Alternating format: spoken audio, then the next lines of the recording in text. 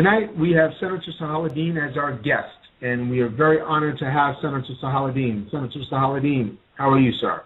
Very good, Captain. It's a great honor and always a great pleasure to be here with you tonight and with the listeners. Thank you so much, sir. Senator Sahaludeen, as we were talking earlier today, and I mentioned the statistic of George Washington. If George Washington were living today, his wealth would be equivalent to $550 million. $550 million. He had 300 slaves, in which enabled him to be wealthy a man with the equivalent monetary value of $550 million today. Senator Sahaludeen, as I mentioned that statistic to you, I'm going to give it to you now, sir. Please break down the analysis of what you had said to me earlier today, and so that we can talk to these listeners of why it is so important for us to have this new nation and why we must end this exploitation and what capitalism truly means for the African American people. Go ahead, sir. Yes, again, thank you, Brother Captain Hitt.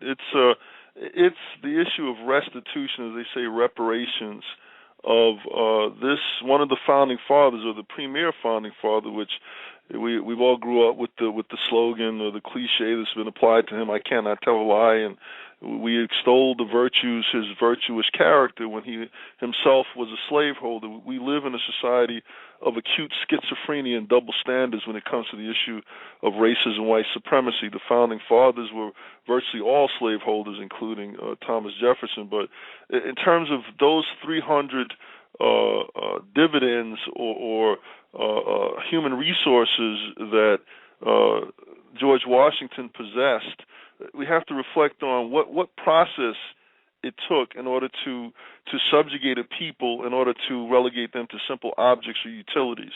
And that's what capitalism represents. We've been told that capitalism came about via Adam Smith and Milton Friedman and these different types of economic theorists, that the wealth of the West and the United States in particular was achieved via these legitimate means. But no, the first capital was us, black people.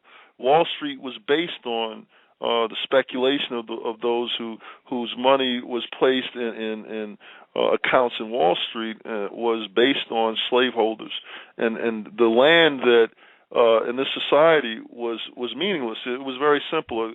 The Land Grant Act, the federal government, particularly in 1862 later on, that a white person, all they had to do was pretty much stake a claim, particularly via the westward expansion. What made the land worth anything was the number of slaves that were on that land. That 3/5 of a person was a concession in the Constitution, where slaves were designated as 3/5 of a person. That was a concession to the slaveholder. We were considered to be chattel, property, animals. So even in terms of our status as slaves is unique in that chattel slavery, as opposed to other types of slavery, such as in Rome and in Greece, where they were enslaving their own people, they still did not consider them to be non-human, but we were considered to be animals, so we were treated as such and abused, brutalized, raped, and violated in every way humanly possible. So the founding father, the first president of this nation, was a person who took people hostage, abused them, enslaved them, and worked them to death, and we have never been compensated for that. In fact, many of us have been conditioned, indoctrinated with the belief that we should praise these people as though they're icons or ideals to be emulated, and these are, of course, not even for white people. And sir, please elaborate what you had. Once again, in our private conversation, when we talked about how individuals want to give a lot of credence towards, for instance, the Chinese and building the railroads. Yes. And please explain what you said to me earlier today about our participation in such an important part of the Industrial Revolution. Yes, exactly, which is in the late 19th century. again, the axiology, the value systems of the white community and their Afrophobia, which is a word we need to, just as the feminist movement has identified and coined the term misogyny, which is an irrational fear and hatred of women, and the homosexuals and have organized and identified homophobia. The Jews have identified anti-Semitism. Afrophobia is the primary ism or that we have been beset by, which is characteristic of the culture of the American society. So much so that whites will extol the virtues and praise and give credit to the Chinese for having built the railroads in the westward expansion. Horace Greeley said, "Go west, young man." Andrew Jackson, of course, led that, who was himself had become a president, was a general and led the westward expansion and displaced many Native Americans. But that concept of us praising the Chinese, where there was only a few thousand. I looked it up on the internet, and it was up to maybe to about between 6,000 to 10,000 Chinese, and they were actually paid. They were not slaves, although some of them was called Shanghai, were brought forcibly to the United States, but the vast majority came here of their own volition. We are the only group of people who came to this country against our own will. And we were forced into servitude with no compensation whatsoever. Even in terms of the westward expansion, the Buffalo Soldiers, and many of us have heard of it. We heard it's the song about Buffalo Soldiers. Buffalo Soldiers were the freed slaves who joined the Union Army, many of whom who helped the whites to achieve their westward expansion and displace the Native Americans, unfortunately. But their contribution, even to that extent, of the black Buffalo Soldiers, up to I think about 200,000, has been completely ignored in the media and even in academia.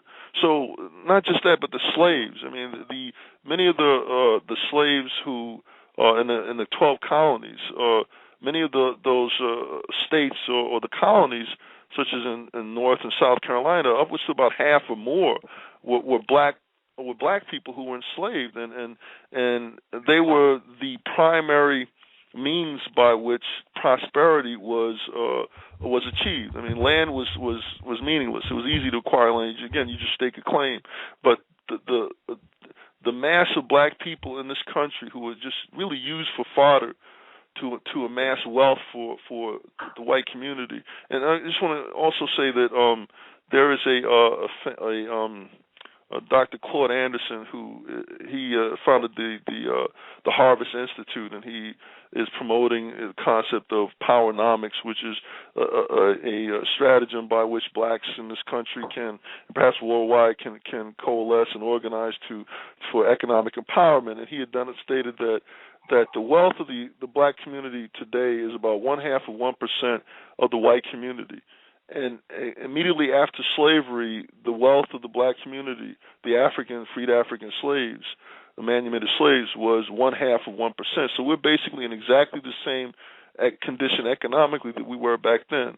And that's by design. It's not because we're inferior. Of course, we understand we had slavery, we had segregation, we had black codes.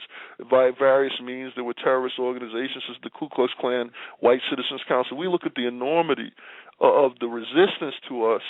And the thing is, in terms of the Constitution, through the Federalist Papers written by James Madison and Alexander Hamilton, and there was also another author, but basically what this republic, and it's not a democracy we live in, this republic, which is supposedly representative government, is supposed to ensure the rights of the minority. It's not for us. I mean, minorities cannot achieve that because we don't have the votes or the power. So when I hear white people or people championing the Constitution, it's been suspended many times, it's never been adhered to. It is simply a piece of paper, and it can only do as much as the people who are dominant are willing to enforce it. So it was never meant for us anyway. So, yes. Once again, sir, such an excellent and eloquent analysis. I like